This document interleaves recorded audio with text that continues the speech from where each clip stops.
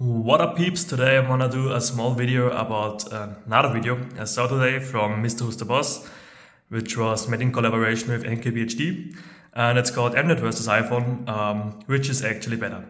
Now the video itself, in my opinion, it isn't the best video on YouTube, definitely not, but it's also not the worst, and I don't wanna shit about the video or the people who made it.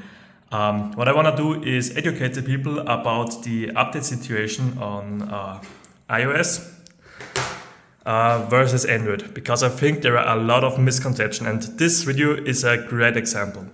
And all I want to do is educate the people about the differences when it comes to system updates on Android phones versus iPhones. So let's watch this quick segment and let's explain what's wrong with it. So let's play. So then the final one about software is about software support. And this is another one of those where on paper, Apple just kind of takes it away because you get 5 years of updates. You know, the closest competitor is Samsung, which is 4. And then after that, it kind of falls to 3 and 2 and then sometimes 1 in those kind of ugly cases. So what's your take? I think that's kind of it. There isn't really any other nuance to it. Like, how do you like your software updates? You like to be advanced? Hopefully they download. Okay, that's about it. So basically, to quickly recap, Marquez says that there is basically no differences between software updates on Android and software updates on iOS. And so, obviously iPhones get updates for way longer, and it was even more extreme in the early days of, for example, phones like the iPhone 5S and Nexus 6, which both came out in, I think, autumn of 2013. Back then, there was a way bigger difference. Like this phone got updated, I think, for 5 or 6 years, up until iOS 12. And this phone only got 2 years of updates, and to this day is still stuck on Android 6. So this is still 6 Android versions behind in June of 2022. And this is, 3 years behind, which, I mean, if you hear these numbers, you obviously think this phone is probably still somewhat usable. And this phone, the Nexus 5 with its 6-year-old software, is probably a piece of shit and doesn't do anything, right? Well, that's where the differences come in how system updates work on Android and iOS. And you might be surprised, but it's actually the opposite way around. Now, if you think about it, what are the most important things a smartphone needs to do? Well, generally, I think most people would say make phone calls, send texts, and run apps, of course. And they obviously still both can do phone calls and send text message. There is no difference there. But when it comes to apps, let me show you something. So let's go into the iPhone here quickly. And just to show you that this is in fact running iOS 12.5, let's go into the settings apps. Here we go. About, and as you can see, this is my iPhone 5S and it's running iOS 12.5.5. Currently, the newest iPhones are running iOS 15, and there is already a beta version of iOS 16, but basically it's 3 years behind when it comes to the software. Now to the Nexus here. I'm also quickly going to unlock it and hop into the settings. And this is still using the original software, stock software, which Google updated all the way to Android 6. In this video, I'm not even going to mention custom ROMs anymore. First of all, I think it's something, it doesn't really matter with this discussion. I'm only going off the officially provided software updates by the manufacturer. And in this case, this phone started out with, I think, Android 4.4. It got 2 updates to Android 5 and Android 6. And as we can see, it's still running Android 6 at this point. And currently modern Android phones are obviously running Android 12. So we are a whole 6 years behind in software, which is crazy if you think about it. Now, let's say you want to use one of these phones as a daily driver. Well, one of the first apps you're probably going to get is your favorite music streaming service if you're using one. In my case, that would be Spotify. So let's check the iPhone 5S first. Go into the App Store. Here we go, we have Spotify. And oh no, check this out. It requires for the latest version iOS 13.0 or later. So yeah, I can download it right here, but it will download an outdated version of Spotify, which might not have all the features I want. If we go over to the Nexus 5X here with its 6-year-old software and look for Spotify in the Play Store, I've already typed it in. And yeah, as you can see, we can download the latest version of Spotify right here on the Nexus 5. And the video calls with Teams from Microsoft for video calls, it's the exact same story. As you can see, here we even require iOS 14.0. So yeah, no chance that this is going to run on the iPhone here, the latest version. Whereas with Android 6, for some reason, yeah, Microsoft Teams, latest version, here we go. We can install it and make our calls. In case you don't care so much about music, but care about reading stuff, let's say you wanna read some Reddit stuff, yeah, there's a very similar picture here. As you can see, the Reddit app on iOS requires iOS 13, so we are already stuck with an outdated version here. Whereas with the Nexus, well, here it is, latest version. Or let's say you wanna travel somewhere. Well, you might want to use Google Maps because, at least in my area, Apple Maps kinda blows. Again, iOS 13.4 or later required on the iPhone, so we are stuck with an outdated version, which might not work all that well. Whereas on the Nexus 5 with Android 6, get away. Yeah, we still have the latest version of Google Maps available to download.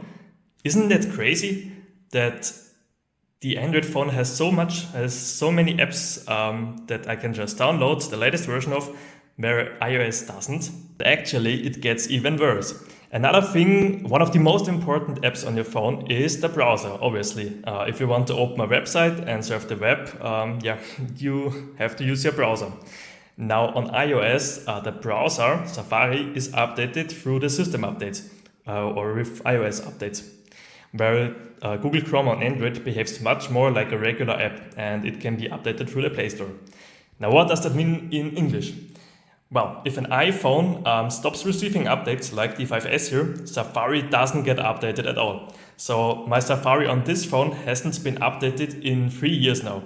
Whereas here in Google Chrome, I still get the latest version whenever Google releases one, just from the Play Store, just like any other app.